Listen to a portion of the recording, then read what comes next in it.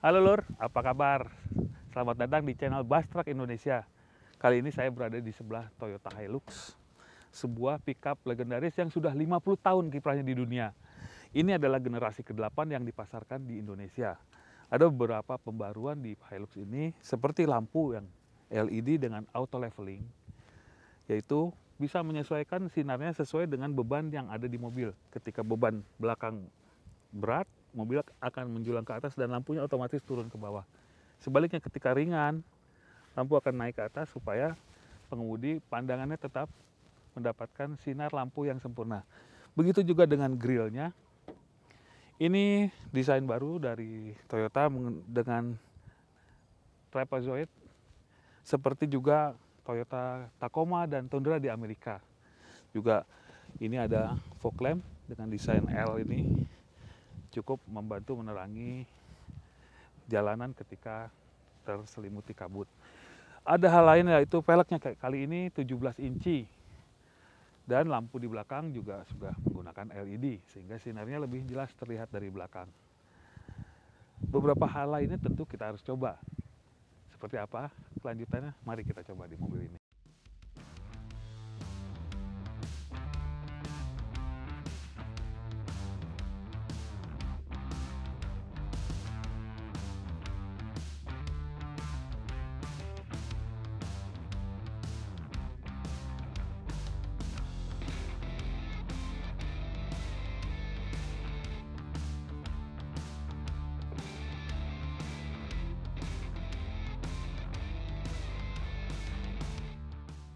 Toyota Hilux ini masih menggunakan mesin tipe terbarunya, yaitu 2GD FTV dengan kapasitas 2400 cc yang cukup senyap di kelasnya.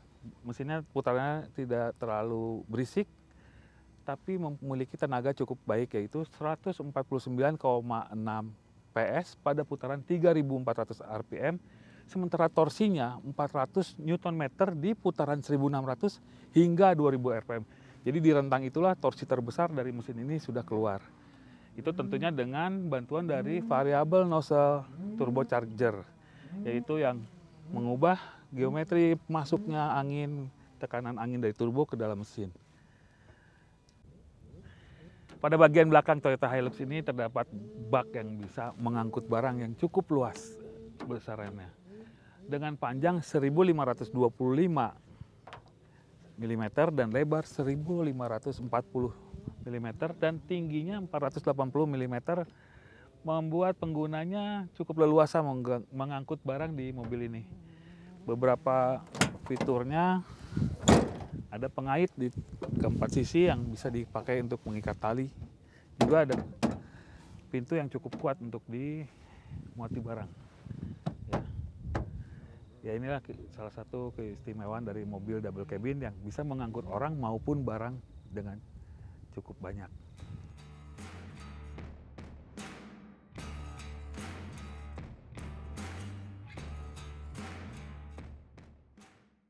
Ya, inilah interior dari Toyota Hilux terbaru.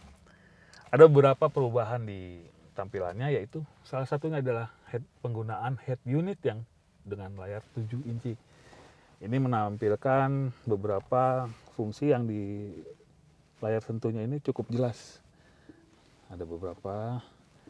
Ini juga ada sistem audionya cukup jernih. Juga ada Bluetooth connection untuk telepon dan juga tampilan yang modern. Di sini juga ada opsi-opsi yang lain, yaitu untuk CD, USB atau flash disk. Juga ada koneksi lainnya seperti koneksi kabel 3,5 inci untuk ke gadget Anda. Jadi ini tambahan yang cukup memberikan impresi yang lebih baik di Hilux terbaru. Juga dilengkapi dengan kemudi teleskopik dan juga tilt steering. Bisa naik turun atau maju mundur. Pengaturan kemudi, jok untuk pengemudi bisa dengan elektrik, geser depan belakang, reclining, atau naik turun. Cukup mudah aturannya.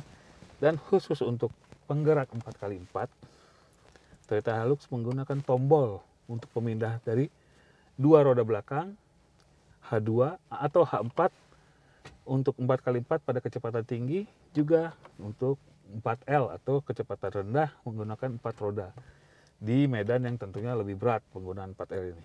Satu lagi, Toyota Hilux mempunyai pilihan untuk mengunci diferensial belakang. Seperti apa fungsinya nanti akan kita berikan di medan off-road yang akan kita coba. Tujuannya adalah mengunci diferensial supaya putaran roda kiri dan kanan berbarengan. Standarnya kan memang tidak berbarengan karena untuk berbelok supaya lebih baik diferensial salah satunya free. Karena medannya jelek supaya mobil bisa berlanjut terus walaupun kondisinya slip tapi tetap bisa berjalan. Juga ada pilihan power mode dan eco mode. Eco mode adalah untuk ekonomis ya, kendara ekonomis supaya respon pedal pun akan terasa lebih lambat. Jadi tidak langsung responnya kuat meskipun kita menginjak pedal dengan buru-buru. Sebaliknya untuk power mode hanya sedikit saja tekanan pedal, mobil akan lebih melejit lagi karena responnya diubah dari tombol ini. Sementara respon normal ya penggeraknya seperti normal, seperti biasa.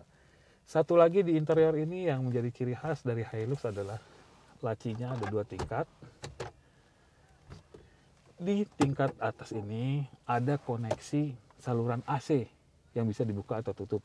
Jadi ketika dibutuhkan untuk sebagai pendingin minuman, tinggal buka slotnya aja. Aliran angin dari AC akan mendinginkan ruangan di dalam ini untuk sebagai pendingin minuman. Ya ini bagian depan, tapi gimana untuk di belakang? Karena ini 5 penumpang bisa masuk ke dalamnya. Kita lihat ya, bangku belakang.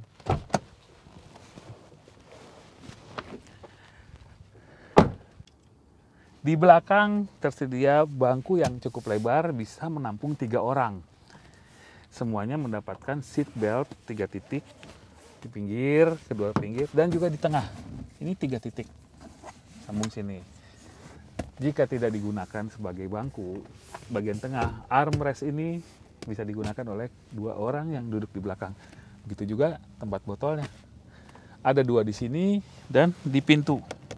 Cukup banyak tempat minuman di Hilux ini, bahkan untuk di depan. Di balik kisi-kisi ada slot, di bawah kisi-kisi ada slot yang bisa ditempatkan untuk minuman, dan angin dari AC itu akan mendinginkan botolnya sehingga kita dapat meminum air yang dingin dari pendinginan dari kisi-kisi tadi.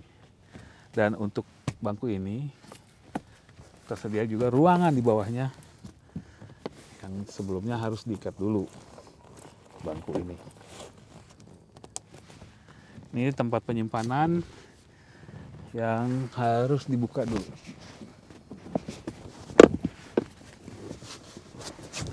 Ada ruang penyimpanan untuk dongkrak dan peralatan di bawah. Sebelah sini juga ada tempat penyimpanan lain. Jadi tidak memakan tempat walaupun membawa barang. Tapi untuk sandar ini fungsinya tetap tegak, tidak bisa direbahkan karena tidak ada ruangan yang terlalu besar di belakangnya. Ada gantungan-gantungan di sini untuk membawa barang yang bisa diangkut sampai dengan 4 kg masing-masingnya. Juga ada saku untuk menyimpan map atau kebutuhan lainnya untuk penyimpanan di belakang.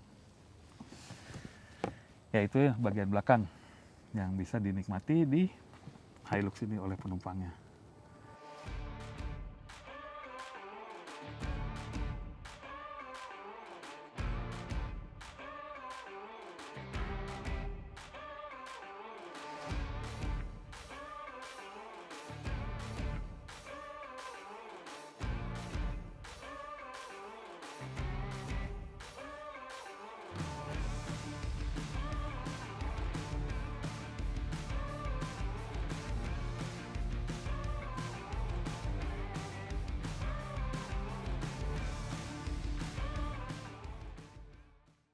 Toyota Hilux ini sudah menggunakan suspensi yang diperbarui oleh pihak Toyota agar menjadi lebih empuk, sehingga memberikan kenyamanan baik di medan off-road maupun juga di jalan raya seperti saat ini.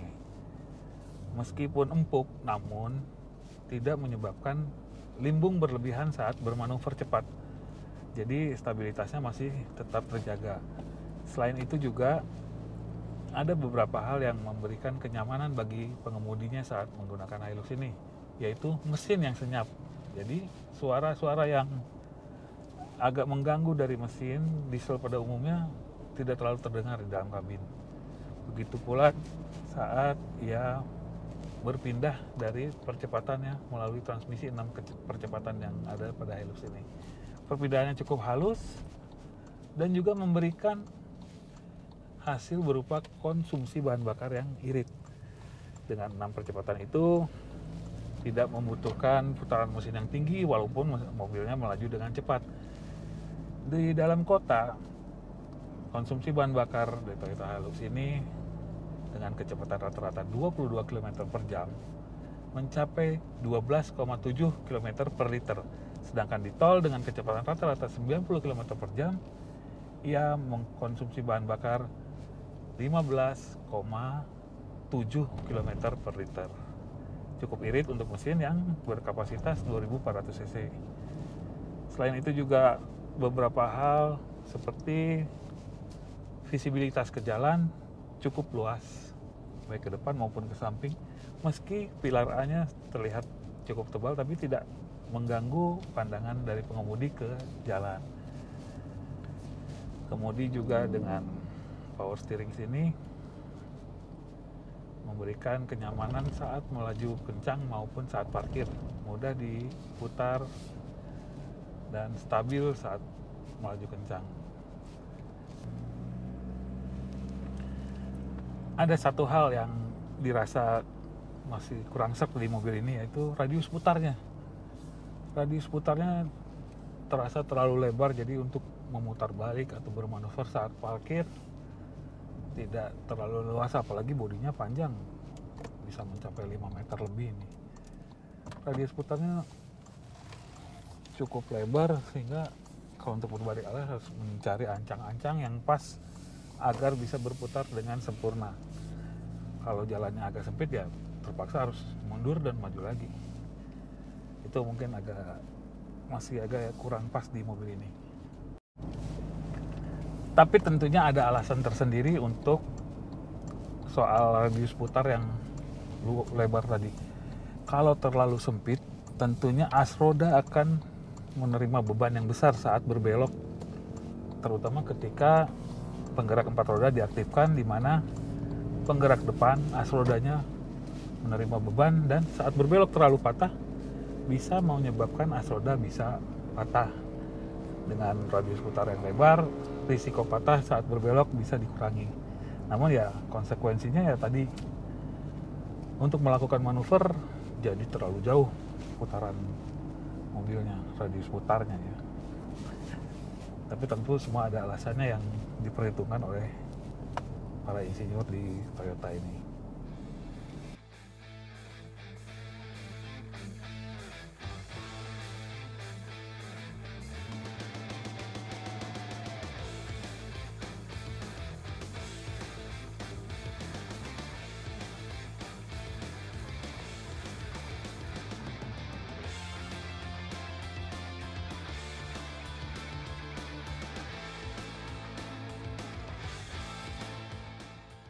Untuk berkendara di medan off-road ada pilihan 4H dan 4L. Semakin berat tentunya akan menggunakan 4L.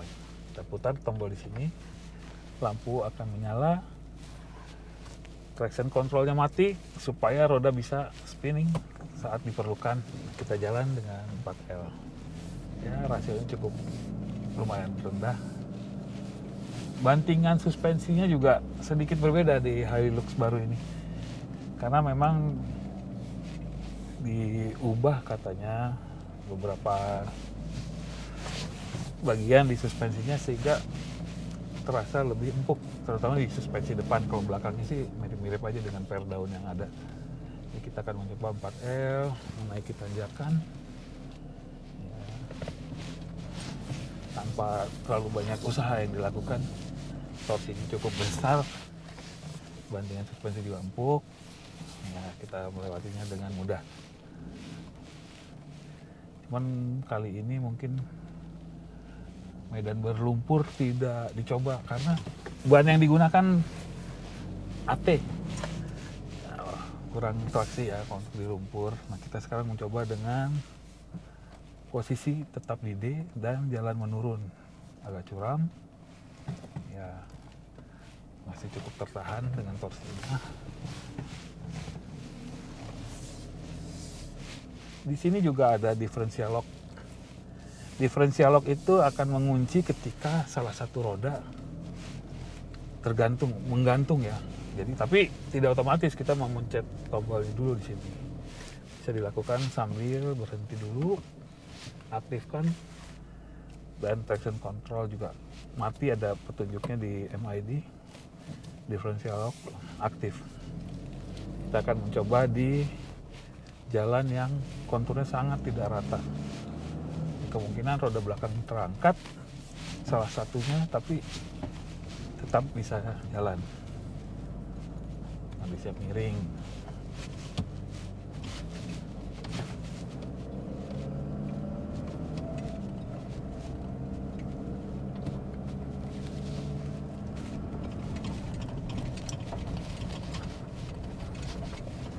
Ya, bantingan tidak terlalu terasa ya. Kecuali ada gundukan tinggi, nah itu baru kerasa lagi. Nah, ini permukaan tidak rata yang memungkinkan salah satu roda bisa terangkat, biasanya roda belakang salah satunya. Tapi dengan adanya differential lock, kita bisa terus jalan, tidak slip roda belakangnya walaupun terangkat di salah satu sisinya. Ini cerukan-cerukan yang cukup dalam. Ya. Nah, tuh terangkat roda belakang, tapi tetap bisa digas.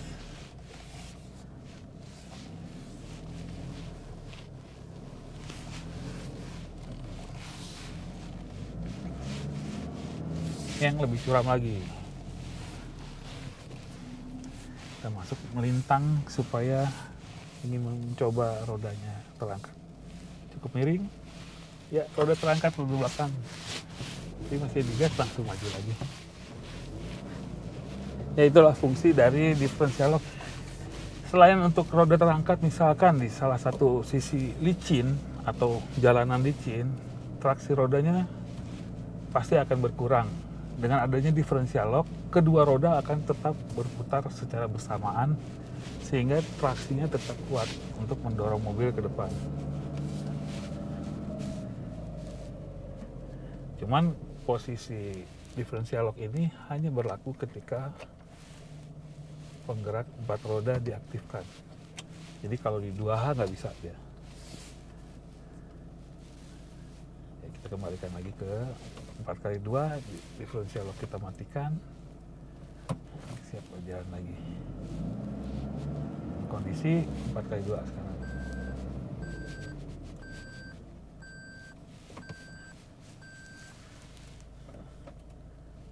Oke, rilis semua, kembali ke 4x2. Dan terasa slip tadi salah satu rodanya, karena memang permukaan jalannya licin.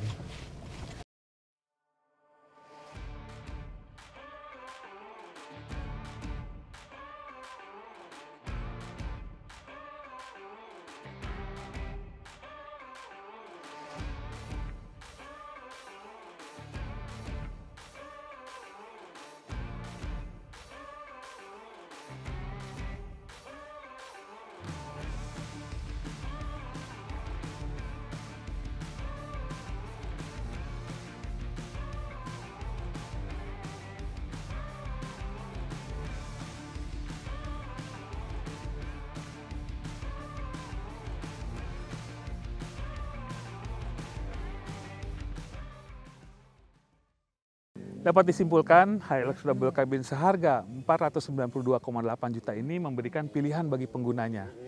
Yang ingin menggunakan di perkotaan, ia cukup tampil dengan stylish, dengan velg barunya dan desain lampu dan bagian lain yang cukup mewah.